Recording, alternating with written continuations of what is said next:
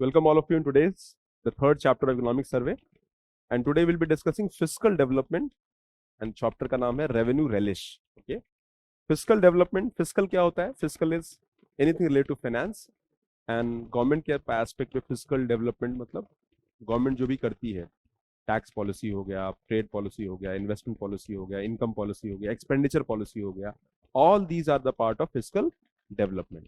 So we are going to understand the concept of the fiscal development which are happening as per the economic survey. You can join the Telegram channel for any help and input.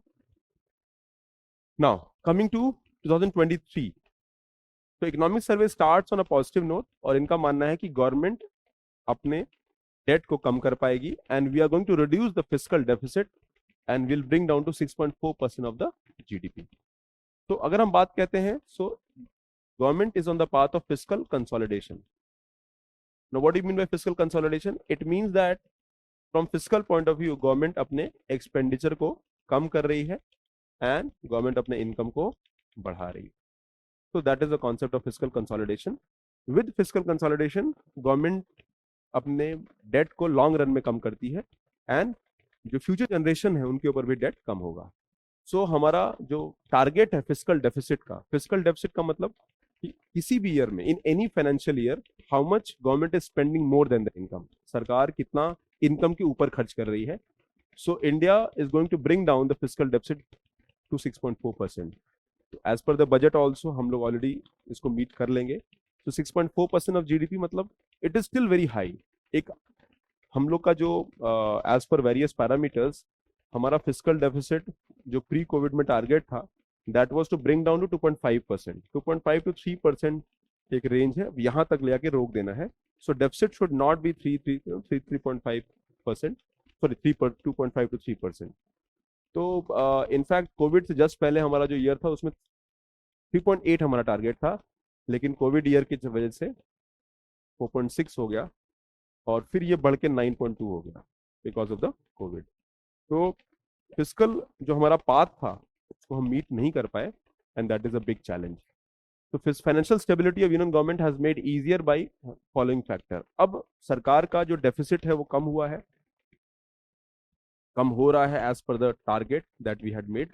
But on the flip side अगर आप देखते हो तो सरकार के expenditures बढ़ गए हैं. And one big reason of why rise of expenditure has happened is the high subsidy bill. अब गवर्नमेंट का सब्सिडी बिल बढ़ गया है specially in the areas of fertilisers. तो फर्टिलाइजर में जो हमारा सब्सिडी था वो more than 2 lakh crore cross कर गया है. बट अगर आप हिस्टोरिकली देखोगे तो सब्सिडी में फर्टिलाइजर 78,000 1 लाख करोड़ से नीचे ही रहता था. तो we cross that limit. India is probably only country in the world जहाँ पे आज भी फर्टिलाइजर कंपेरेबल प्राइसेस से मिल रहे हैं. If you go to Turkey, if you go to Indonesia, वहाँ पे inflation is very high. Even countries like Pakistan are facing turbulent time. तो गवर्नमेंट ने ये सारा बर्डन अपने पर लिया बट हमारा डेफिसिट और कम हो गया होता.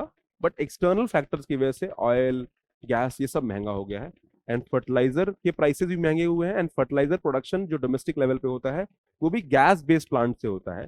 तो that also increase the cost. तो इस वजह से सब्सिडीज बढ़ी बट टैक्स बढ़ा, टैक्स कलेक्शन बढ़ा and that made it able to manage. यानी हमारा ओवरऑल जो डेफिसिट है वो मेंटेन हो गया because of rise in the income tax as well as rise in indirect tax. In fact पूरा फाइनेंशियल ईयर का अगर आप देखोगे तो एज पर जीएसटी 22% हमारा राइज इन जीएसटी हुआ है कंपेयर टू लास्ट ईयर. तो that is very huge comparably. तो हमारा ग्रॉस टैक्स रेवेन्यू, पूरे इंडिया का टैक्स रेवेन्यू जो है वो 15% से बढ़ा है.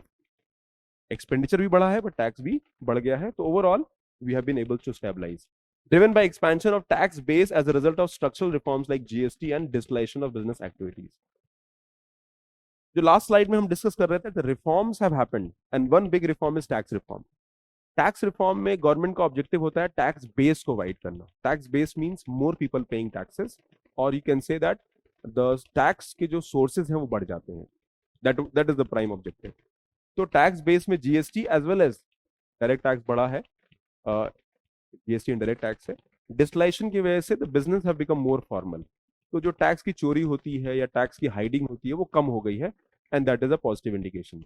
Strong growth in business and household income taxes were responsible for direct taxes which increase by 226 year on year growth, यानी डायरेक्ट टैक्स जो है वो 26% बढ़े हैं.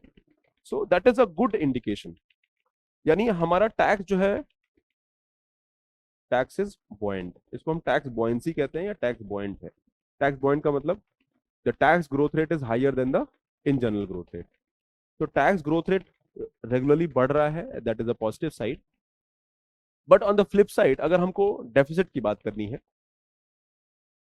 अगर हम डेफिसिट की बात करें, तो you can see India was doing well before COVID 1920. यहाँ पे गाड़ी डिरेल होना स्टार्ट हुई and this was because of Covid.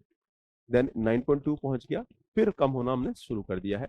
In coming year we are expecting to bring down, और 2025-26 तक इसको 4.5% तक लाना है, ये गवर्नमेंट का टारगेट है. But if you see, this is maybe anomaly only because of COVID. ये एक इकोनॉमिक कह लीजिए क्राइसिस था, and this is because of COVID factors. ये इकोनॉमिक रीजन हम नहीं कहेंगे इसको. तो the deficit has increase on a very higher side. और इसमें भी प्राइमरी डेफिसिट अगर हम देखते हैं तो प्राइमरी डेफिसिट हमारा आपका बड़ा है. प्राइमरी डेफिसिट का मतलब है कि आपका जो उस साल जो आप लोन लेते हो वो उसको प्राइमरी डेफिसिट कहते हैं. ओके, सो प्राइमरी डेफिसिट मतलब न्यू बोरोइंग. तो न्यू बोरोइंग आप देखो एकदम से बढ़ा है, and that is new borrowing 5.7% of GDP रहा है. Okay, so that is how it can be understood.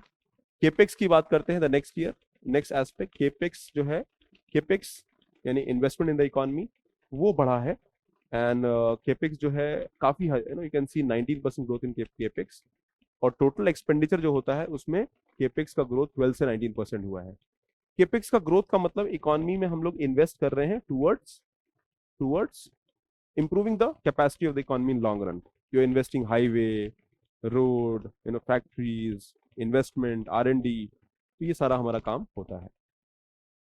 दूसरा जो पार्ट है फिजिकल पार्ट में, दैट इज जीएसटी.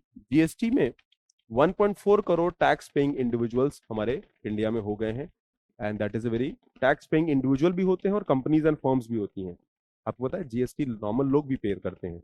अगर आपकी इनकम ज्यादा है and you are an a professional, तो आप जीएसटी भी पे करेंगे, इनकम टैक्स भी पे करेंगे, और बाकी जो दुनिया भर की चीजें वो भी पे करेंगे. So earning more has its own pitfalls. ठीक है ना, ज्यादा अर्न करना ठीक है, लेकिन ज्यादा अर्न करेगा तो सरकार आपको पकड़ के बहुत सारा टैक्स भी लेगी. तो इफ यू आर एंटरप्रेन्योर, आप अकेला कोई काम कर रहे हैं, कंपनी नहीं चलाते हैं, प्रोफेशनल हैं, तो 20 लाख के ऊपर आपकी इनकम है तो आपको जीएसटी देना पड़ेगा. राइट, तो that is how it would be. ठीक है, जैसे हमारे यहाँ मैं एग्जाम्पल देता हूँ, हमारे फील्ड में जितने भी फैकल्टीज हैं, उनकी अर्निंग जिनकी 20 लाख से ऊपर है, तो उनको हमें जीएसटी भी पे करना होता है. तो वी हैव टू पे जीएसटी ऑल्सो, यानी उनकी जो इनकम है, सैलरी, उसके ऊपर भी हमें जीएसटी पे करना पड़ता है. ये अलग बात है कि वो जीएसटी हम बाद में उसको हम अपने टैक्स में एडजस्ट कर देते हैं. सो 1.4 करोड़ इंडिविजुअल्स आर देयर. और पिछले कुछ सालों में गवर्नमेंट ने क्या है, टैक्स जो चोरी हो रही है उसको गवर्नमेंट ने कम कर दिया है, specially in the area of GST. तो we are doing very well. Investing in the capex जो है इंक्रीज हो गया है अराउंड 2.5% ऑफ जीडीपी. और ये नेक्स्ट ईयर में, करंट ईयर में 3%, 2.9% के लिए बजटेड है. तो वी कैन सी दैट हमारे टैक्स रिसीव्ड भी बढ़े हैं जीएसटी के, and more people are paying taxes.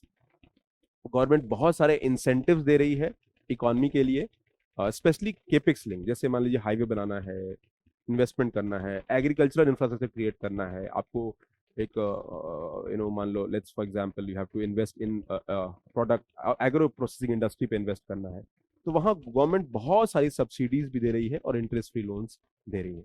So capital expenditure is the future, and it is believe that हर 1 रुपया जो आप इन्वेस्ट करते हो उससे 2.5 to 5 रुपीज तक का रिटर्न आता है लॉन्ग रन में. सो that is what government is targeting, कि हम लॉन्ग रन में पॉजिटिव ग्रोथ रेट लेकर आए और अपने एक्सपेंडिचर्स को बढ़ाएं. रेवेन्यू एक्सपेंडिचर्स अगर आप देखेंगे तो कम हुआ है, and that is a good side. और स्टेट गवर्नमेंट के फाइनेंसेस में भी जो उनके डेफिसिट है वो कम हुए हैं. सो ऑन डेफिसिट साइड धीरे धीरे हम लोग कंसोलिडेट कर रहे हैं. On the income side things are growing, though there are challenges globally जो है देखने को मिलता है. Coming to the debt part, है ना, डेट प्रोफाइल अगर देखते हैं तो ओवरऑल यूनियन गवर्नमेंट की लाइबिलिटी 59% ऑफ जीडीपी है. कोविड से जस्ट पहले ये जो थी ये 49% के आसपास थी, और बाद में 59% पहुंच गई है, and this has reduce to 56.7%. तो हमारा डेट जो है ज्यादा है, और टोटल डेट यानी अगर हम पैंडेमिक ईयर की बात करते हैं तो वो 75% से बढ़ के जो है 89. टोटल डेट में सेंट्रल गवर्नमेंट स्टेट गवर्नमेंट दोनों का ऐड हो जाता है, यहाँ सिर्फ सेंट्रल गवर्नमेंट की बात हो रही है। तो total date has increase and that is a challenging aspect. ठीक है, टैक्स सिस्टम की बात करते हैं कुछ क्विकली। तो if you talk about the taxation, tax system, पहला सवाल है progressive taxation refers to increasing the tax rate at tax being impose. Regressive होता है decreasing rates of tax for increasing volume of tax, यानी जैसे जैसे progressive का मतलब अगर आपकी इनकम बढ़ रही है तो टैक्स भी बढ़ रहा है, और रिग्रेसिव मतलब अगर आपकी इनकम बढ़ रही है तो टैक्स कम हो रहा है, और इनकम कम हो रही है तो टैक्स बढ़ रहा है। So that is called regressive taxation. ठीक है, तो decreasing rate of tax for increasing value of volume, ये भी सही है और ये भी सही है। Answer is both 1 and 2, that is the correct answer. इसका आंसर दोनों स्टेटमेंट करेक्ट है, प्रोग्रेसिव एंड रिग्रेसिव टैक्सेशन का। राइट, चलिए नेक्स्ट क्वेश्चन है, the three question quickly will see. There has been a persistent deficit budget year by year, which of the measure can be taken to reduce the deficit? यानी ये भी PYQ 115 का, deficit बढ़ रहा है, government कौन सा मेजर लेगी अपने डेफिसिट को कम करने के लिए? पहला है रिड्यूसिंग रेवेन्यू एक्सपेंडिचर, यानी सरकार अपने एक्सपेंडिचर को कम करेगी तो डेफिसिट कम होगा। Answer is yes. Introducing new welfare scheme, आप नया वेलफेयर स्कीम करोगे तो टैक्स डेफिसिट बढ़ेगा कम होगा? बढ़ेगा। तो 2 तो बाहर हो जाता है, 2 इज आउट, तो इधर सी और ए। रैशनलाइजिंग सब्सिडीज, सब्सिडीज आप कम करते हो, रैशनलाइज करते हो, तो इससे अपना डेफिसिट डेफिसिट कम होगा, तो ये स्टेटमेंट भी सही है। Expanding industries is already out of picture, तो आंसर इसमें क्या होगा? आंसर वुड बी ए। ठीक है, आंसर हमारा ए होगा। बजट डेफिसिट हमारा कम होगा with time. Coming to tax as a percent of GDP, tax revenue as a percent of GDP has steadily increase in last decade. अब इसमें कोविड ईयर की बात ले लेते हैं तो ये तो कम हुआ है। Tax fiscal deficit as a percent of GDP has steadily increase in the last decade. Fiscal deficit कम हुआ है, बढ़ा है, कम हुआ है, बढ़ा हुआ है, तो स्टेडली बढ़ा नहीं है। टैक्स रेवेन्यू भी वैसा ही रहा है, because tax revenue depends on the GDP growth also, तो जीडीपी ग्रोथ भी हमारा फ्लक्चुएट किया है, तो टैक्स रेवेन्यू भी कंसिस्टेंटली बढ़ा है लास्ट डिकेड में, that is not the right statement, तो दोनों स्टेटमेंट इनकरेक्ट है। आंसर इसका डी होगा। Okay, so these are common sense questions, आप थोड़ा सा देखेंगे तो समझ में आ जाएगा। कमिंग टू दिस क्वेश्चन, 2018 का सवाल है ये, थोड़ा सा टेक्निकल है। Reserve bank of India manages services of government of India securities but not any state government securities.